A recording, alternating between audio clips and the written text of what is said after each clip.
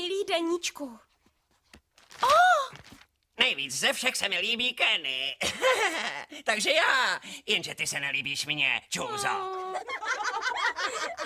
Děvčata, tohle nemusí být váš případ. Pořiďte si turbodeníček od firmy Technodívka. Nikdo si nepřečte vaše tajemství, kromě vás. Neoprávněný uživatel, přístup zamítnut.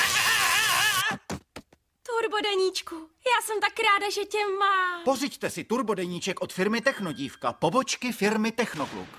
Takový turbodeníček by se mi hodil. To je bez diskuze. Páni, já jsem v tom tvým deníku za úplnýho trotla. Mami, tati, blíží se moje narozeniny a turbodeníčky od firmy Technoholka jsou právě v prodeji. Lízo, od kdy roznášíš letáky? Ne, já chci jen tu hračku. Jasně, každý se musí nějak živit. Tak jí to teda koupíme. No jistě, holčičky mají mít svůj vlastní deníček. Já se o něj dělila se strejdou.